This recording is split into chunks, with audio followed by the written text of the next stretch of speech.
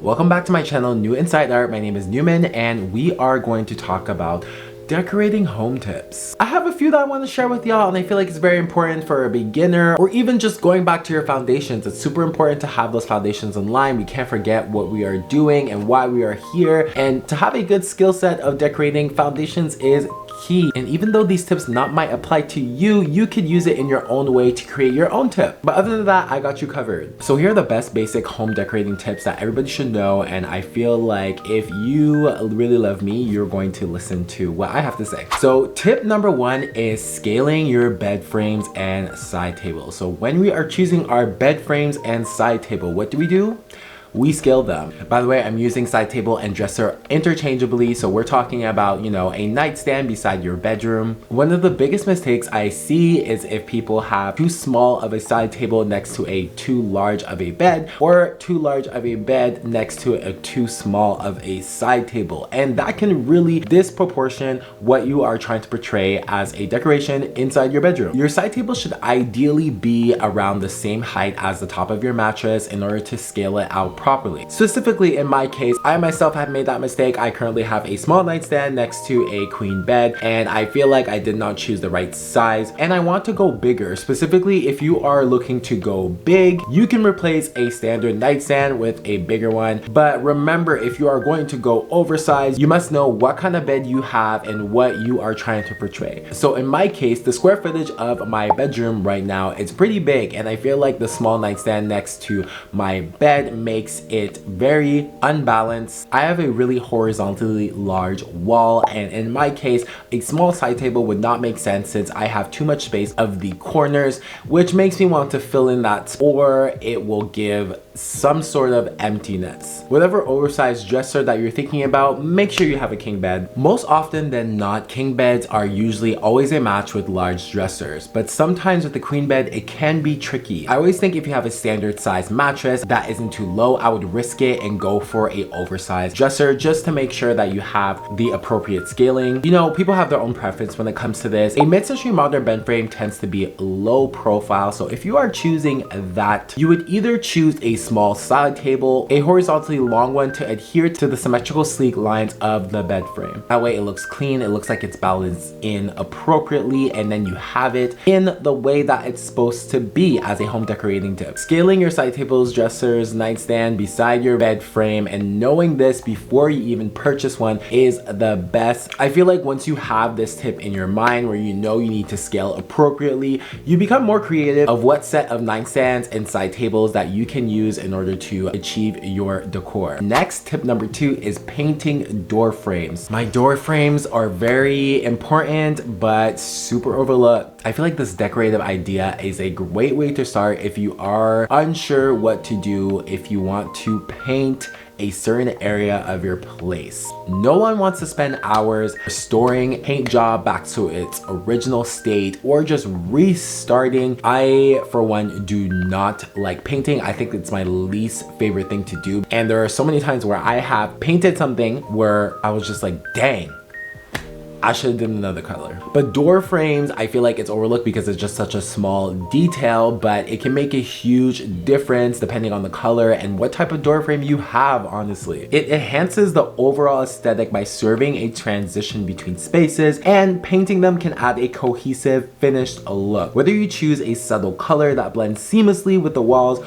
or a bold contrast that stands out, painted frames help tie the design elements of a room together. The key is using minimal effort. It's simple, it's cost effective, and it's particularly for renters or homeowners who don't want to experiment with a color fully. I feel like it can even give attention to craftsmanship of a home. You have other unique focal points in entering a door, and introducing a color immediately sets a tone of what you're about to walk in through. Try it out, you will not regret it. All right, so our tip number 3 is having the appropriate rug size. Rugs really solidifies what you have going on in a space. And if you don't have the right rug size, it can either make or break. I always say if you're unsure what rug size to go, bigger is better, because if you have a small rug, it can make the room feel disjointed. I know it depends from room to room, so we're gonna go quickly through each room what is an appropriate size for a rug. For a living room, the rug should be large enough to anchor the furniture. A common rule is to have the front legs of sofa and chairs on the rug, creating a cohesive seating area. In larger spaces of a living room, the rug can completely fit under all the furniture, which gives it a luxurious feel. In a dining room, you would choose a rug that extends at least 24 inches beyond the edges of the dining table. This allows the chairs to remain on the rug even when pulled out. For a bedroom, place a rug that extends about 2 to 3 feet on either side of the bed. And then you have your hallways and your entryways where you are having runners or even layered rugs. But other from all those rules, your rugs should ultimately just match your decor style. Once you have that down, I promise you the color pattern and the material are gonna come next, but your rug size comes first.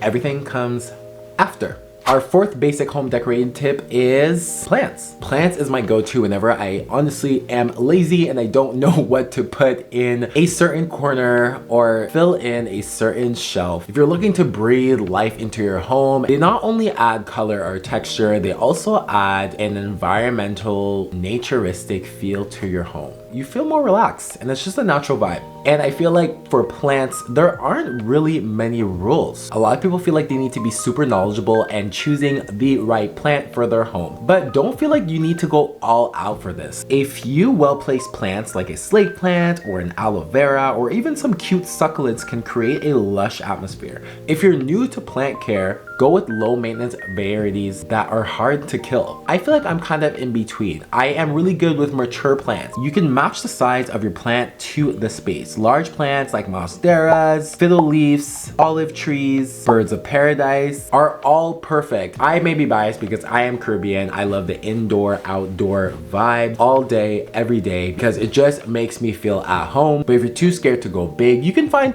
small visually appealing arrangements that you can put together. And you have the option to pair the plants with stylish pots. I feel like people forget about the pots that you can use, and they can make your home look really eco-friendly. Our next tip at number 5 is a bold painting plus ceiling application. I think a lot of us who are in our 20s and 30s got really traumatized with this whole color variation thing because I feel like we grew up in homes that had so many different colors in so many different rooms and we just didn't know what we were doing. If you even look at past interior design shows, there is so much color. So now we're just like, oh my God, get away from me. Bold colors are making a comeback because we are realizing how complex it is. Many people are hesitant to paint an entire room in a strong color, but I'm telling you, painting an entire room, I'm talking about the trimming, I'm talking about the molding, and I'm talking about the ceiling can really transform a vibe and also make your room look bigger. It's a game-changing trip that adds depth and is so cohesive. A rich color like navy blue or deep green on both walls and the ceiling can make the space feel cozy and dramatic rather than just our stark minimalist ideas of just white and beige. If you're unsure where to do it, start with a feature room. So you would do a powder room or a dining room. It gives you personality and character growth. I can really tell what a person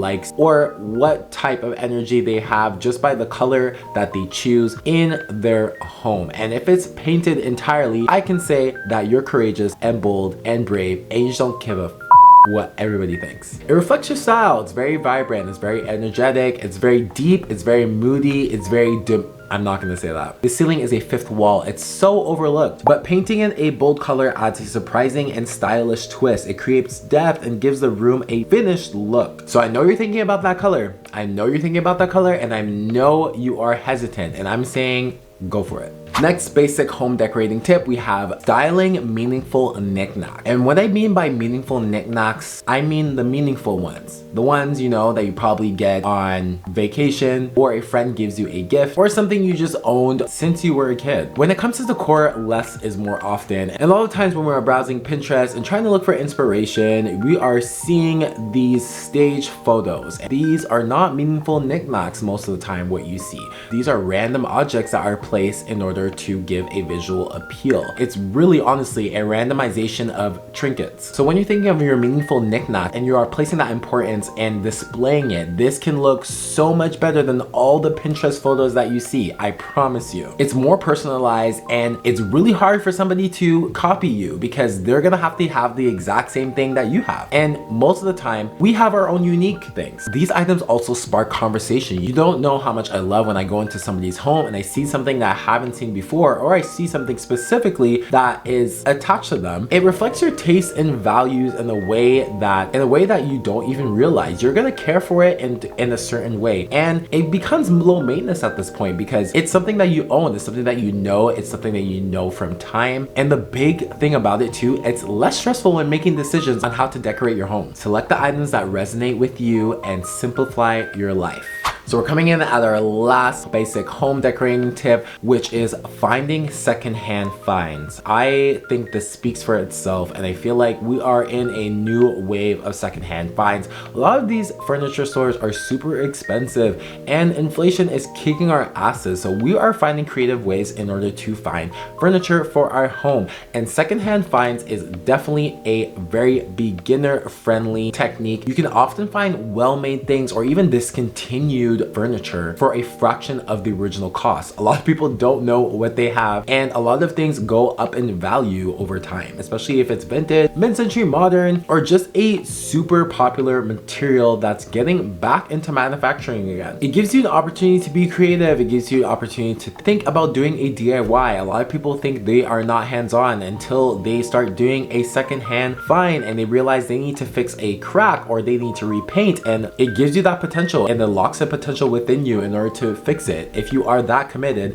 and you really want to decorate your space, you're gonna figure it out and you are going to try your best. We have Facebook Marketplace, we have consignment stores, we have thrift stores, we have flea markets, we have yard sales. This should always be on your radar. Use those specific keywords, you will end up finding something, I promise you. So that is the end of the best basic home decorating tips I can give to you. We have a total of 7 here that you can apply easily. It can be applied to homeowners, it can be applied to renters, it can be applied to a person that is thinking of moving and they haven't done it yet because they're just too scared to decorate. I hope you feel inspired and you get started on your home decorating journey. Let's keep this channel rolling. Let's keep the subscribers coming through. If you really like this video, please like, give it a thumbs up. Tell me in the comments what you want to see more. Tell me what you're excited to try. Tell me your horror stories. Tell me everything. I am here to listen and hear you out. We're in this together. I'll see you next time for sure. Bye.